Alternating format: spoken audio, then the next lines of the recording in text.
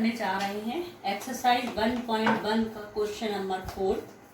Euclid विभाजन प्रमेयिका का प्रयोग करके दर्शाइए कि किसी धनात्मक पूर्णांक का वर्ग किसी पूर्णांक m के लिए 3m या 3m+1 के रूप का होता है। बच्चों, इसमें थोड़ा सा क्वेश्चंस में थ्योरी ज़्यादा है। इसके सॉल्यूशन में आपको ये क्वेश्चन को अच्छे से समझना है और इसकी रफ कॉपी में 2 या 3 बार आप प्रैक्टिस करेंगे, तब आपसे ये क्वेश्चन बनने लगेगा। तो सबसे पहले देखेंगे हम इस क्वेश्चन में हमें यूक्लिड विभाजन प्रमेयिका का प्रयोग करना है। तो हम लिख ही लेते हैं। यूक्लिड विभाजन प्रमेयिका आपको याद हो गई होगी अब तक।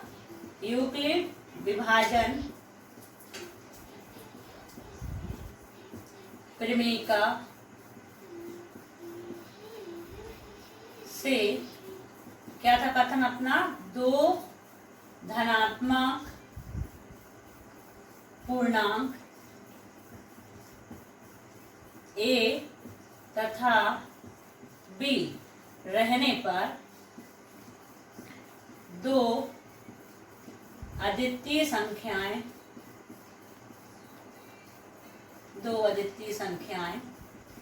आप स्टेटमेंट याद कर लीजिए।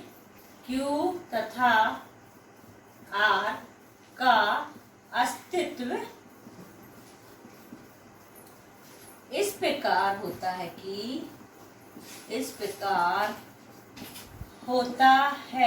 कि A बराबर BQ प्लस R, जहां R कोई पूर्णांक है, ये शेषफल के रूप में है जो कि पूर्णांक है और इसका मान 0 से बड़ा और बराबर होगा और b से छोटा होगा। ये पूरा हमने कथन आपका यूक्लिड विभाजन प्रमेयिका का लिखा है। आप इस क्वेश्चन में एग्जाम में भी लिख सकते हैं और याद है तो आपको लिखने की कोई आवश्यकता नहीं है। आप यहाँ से स्टार्ट कर सकते हैं एग्जाम में। माना अब हमको इसमें लेना है एक धनात्मक पूर्णांक, तो हम मान लेते हैं। माना कोई धनात्मक पूर्णांक x है, हम x मान लेते हैं। ठीक है, तो जो हमारी यूक्लिड विभाजन प्रमेयिका उसमें a की जगह हम आप मानने जा रहे हैं x। ठीक है, आपको पता है यहाँ पर जो b है आपका वो भाजक के रूप में है। ठीक है, तो इसे हम b की जगह पे भाजक का मान कौन सा मानेंगे ये हमें तय करना है। जो हमें सिद्ध करना उसको देखिए। किसी धनात्मक पूर्णांक का वर्ग किसी पूर्णांक m के लिए 3m या 3m+1 के रूप का होता है। मतलब m का जो गुणांक यहाँ पर 3 है, यहाँ पर भी देखिए m का गुणांक 3 है। इससे आप समझ जाएंगे कि आपको जो भाजक लेना है, b का मान लेना है, वो कितना लेना है? 3। तो माना कोई धनात्मक पूर्णांक x है तथा भाजक b बराबर 3, तब यूक्लिड विभाजन एल्गोरिथम से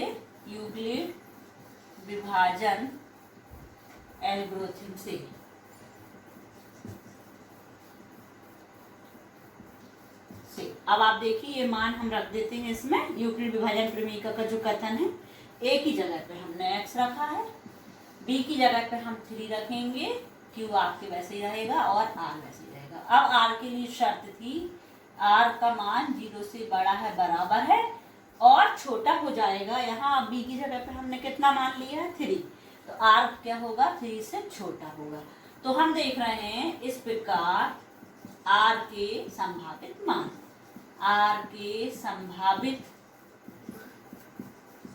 मान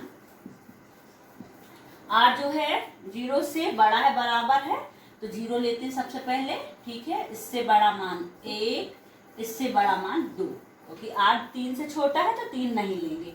तो हमारे r के जो संभावित मान हो गए वो 0 या 1 या 2 हो सकते हैं।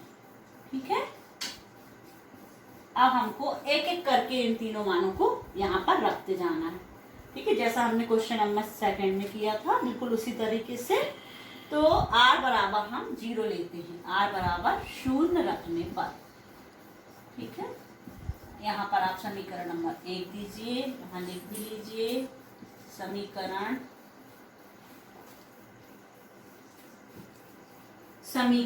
1 में r बराबर 0। देखिए x बराबर 3q, ये आ गया आपका, r का मान 0 रख दिया हमने, +0 लिखने की जरूरत नहीं इसलिए मैं नहीं लिख रही हूँ। ठीक है, ये आपका x का एक मान आ गया। अब r का मान हम क्या रखेंगे, 1 रखेंगे। आप समीकरण 1 में r बराबर 1 रखने पर, ठीक है, r बराबर 1 रखिए, x बराबर 3q + 1। आप समीकरण 1 में r बराबर 2 रखने पर, ठीक है, 1 रख चुके हैं हम, 0 रख चुके हैं, अब r बराबर 2 रखेंगे तो हमें मिलेगा x = 3q + 2। ठीक है, तो अब आपको संभावित मान मिल रहे हैं x के, या तो x = 3q, या x के बराबर में 3q + 1, या x बराबर 3q + 2। इस प्रकार से हमारे मान हो सकते हैं। ठीक है, अब हम सबसे पहले एक एक करके मान लेंगे, क्योंकि हमें जो सिद्ध करना है, ये आपको सिद्ध करना है कि किसी धनात्मक पूर्णांक का वर्ग। आपने अभी धनात्मक पूर्णांक दिए हैं, देखिए, या तो ये हो सकता है, या ये, या ये। अब हमें लेना है धनात्मक पूर्णांक का वर्ग, तो हमें एक एक करके इनका वर्ग करना पड़ेगा, और फिर ये दर्शाना है कि इनका जो वर्ग है किसी पूर्णांक m के लिए 3m या 3m + 1 के रूप का होता है। तो सबसे पहले हम लेने जा रहे हैं x = 3q, तो हम यहाँ पर लिख देते हैं नंबर 1, x = 3q लेने पर। ठीक है, फिर धीरे धीरे करके हम एक एक करके मान लेते जाएंगे। इसको रफ करते हैं।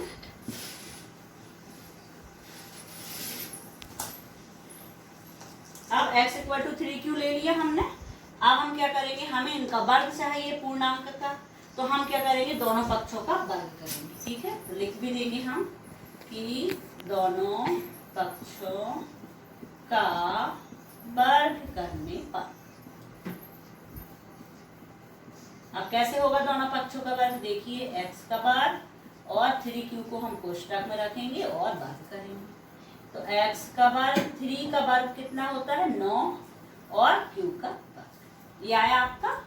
अब हम देख रहे हैं इसको हम किस तरीके से लिख सकते हैं। यदि हम 3 को अलग कर ले, 9 में से कॉमन ले लें, मतलब एक प्रकार से, तो 3 कॉमन हमने बाहर निकाला है, इसका भाग देंगे हम 9 में, 3 का 3 × 9 मतलब 3 बार गया। एक 3 को हमने ब्रैकेट के अंदर लिख लिया और एक 3 को हमने बाहर। ठीक है, क्यों रखा उसका कारण भी हम बता दे रहे हैं कि आपको ये दर्शाना है कि किसी पूर्णांक m के लिए 3m, तो अब जो आपने वर्ग किया है वो इस रूप में आएगा आपका। कैसे आएगा, देखिए 3 तो आ चुका है हमारा, और जो अब बची संख्या है इसको हम मान लेंगे एक नया पूर्णांक m। ठीक है, हम लिख भी देंगे साइड में, अभी हम यहाँ लिख देते हैं m, और यहाँ ब्रैकेट में लिख देंगे माना m का मान हमने मान लिया 3q, इसके मतलब 3q वर्ग को हमने एक संकेत दे दिया है, नया पूर्णांक है। ठीक है, q पूर्णांक था तो 3q इस पर भी एक पूर्णांक होगा, और इसको एक नया संकेत दे दिया है m। ठीक है, क्योंकि हमें अपना जो वर्ग है वो 3m के रूप में दिखाना है, या फिर 3m + 1 के रूप में दिखाना है। तो जब हम मान x बराबर 3q ले रहे हैं और इसका वर्ग कर रहे हैं, इस धनात्मक पूर्णांक का वर्ग कर रहे हैं, तो हमें मिलेगा x वर्ग बराबर 3m के रूप का आ गया है ये आपका। तो ये आपका यूक्लिड विभाजन प्रमेयिका का प्रयोग करके एक मान के लिए हम दर्शा चुके हैं। ऐसे ही करके हमको तीनों मान लेने हैं। ठीक है, तो नंबर 1 के लिए ये आपका सिद्ध हुआ। अब हम नंबर 2 ले लेंगे। देखिए नंबर 2 में पहले मान लिख लेती हूँ मैं। हमारा दूसरा मान क्या था, x बराबर 3q + 1 था, x बराबर 3q + 1, इसको रख करते हैं।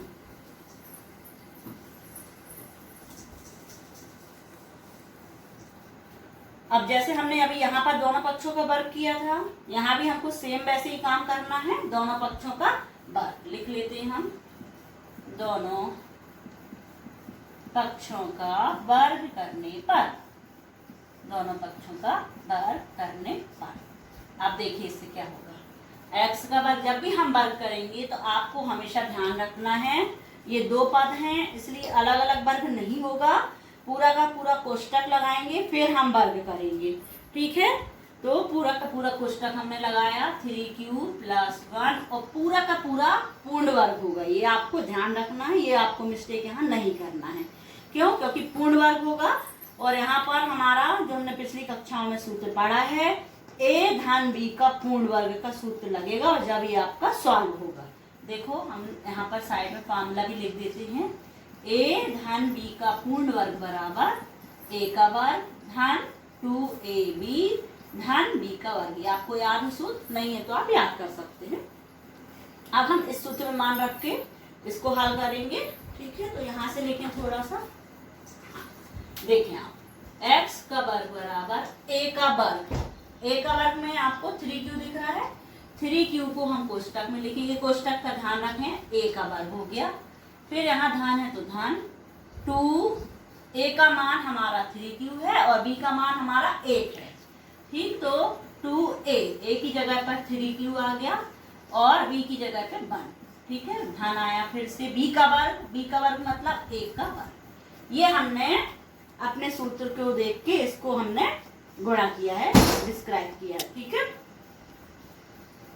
अब आप देखिए फिर से x का वर्ग बराबर 3q का वर्ग मतलब 3 का वर्ग कितना होगा 9 और q का वर्ग q।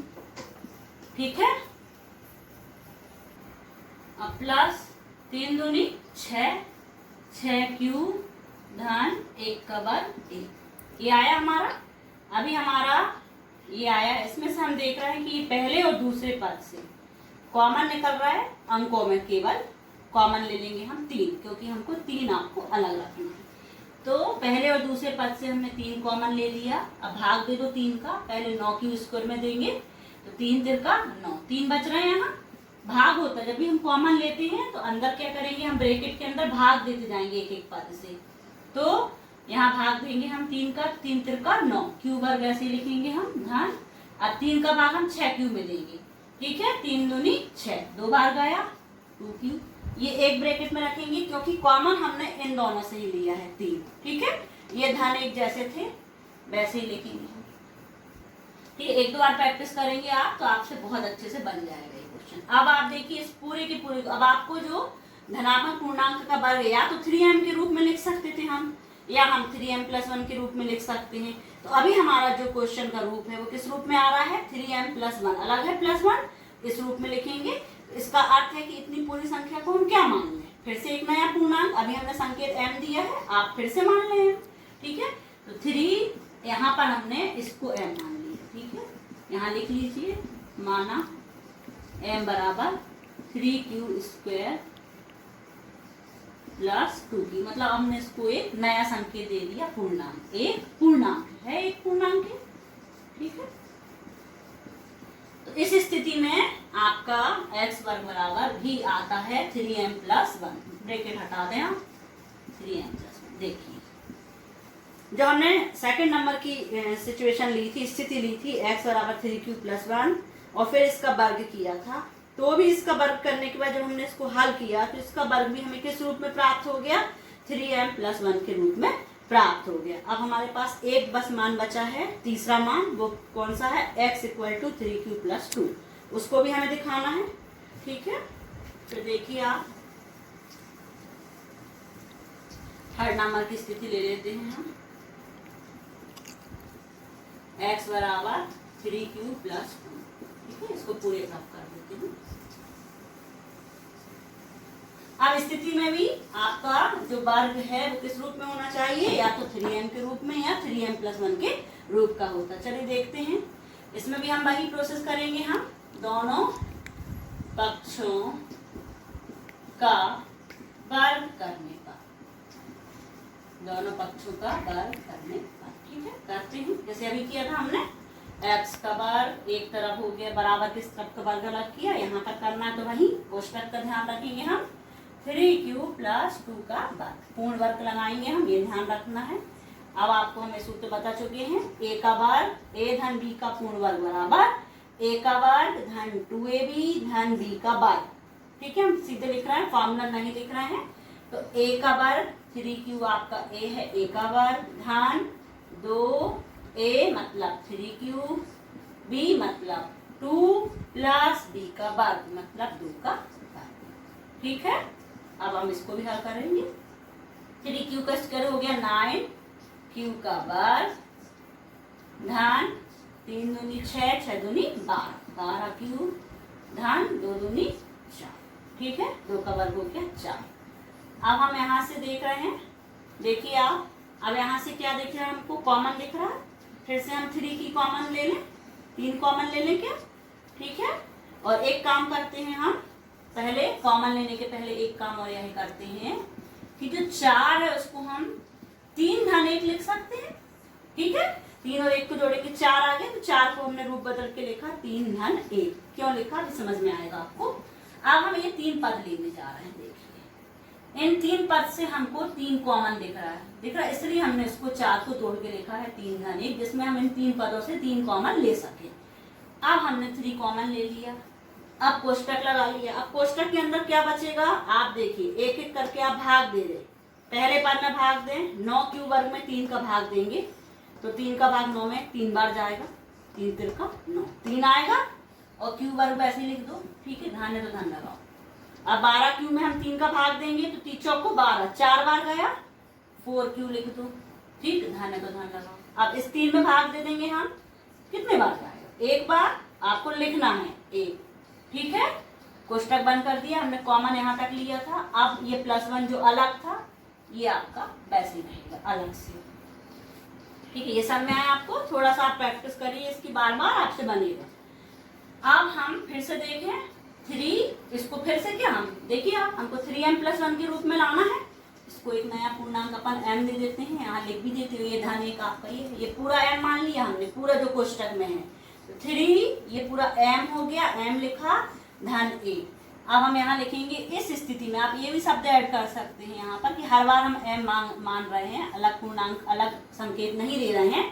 तो आप यहाँ पर लिख दीजिए कि इस स्थिति में माना, इस स्थिति के लिए हमने m किसको माना है, देखिए m बराबर 3q धन 4q धन 1, जहाँ m एक पूर्णांक है, m एक पूर्णांक है, ये आपको लिखना है।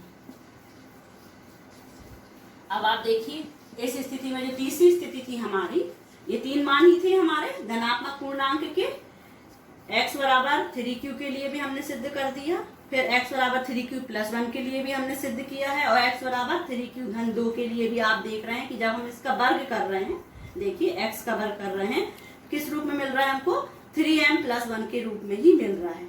इससे आपका सिद्ध होता है, इन तीनों स्थिति के लिए हम दिखा चुके हैं, तो हमारा सिद्ध हो चुका है कि किसी धनात्मक पूर्णांक का वर्ग किसी पूर्णांक m के लिए 3m या 3m+1 के रूप का होता है। ये 2 ही मान मिले आपको, तीसरा नहीं मिला। या तो आपको एक स्थिति में, पहले नंबर की स्थिति में 3m मिला था, और दूसरे और तीसरे नंबर की स्थिति में आपको 3m+1 मिला है। तो ये दोनों ही मान है आपका सिद्ध हो चुका है। आप पूरा कथन लास्ट में जो आपका क्वेश्चन का है, आप इसको लिख के आएंगे एग्जाम में भी।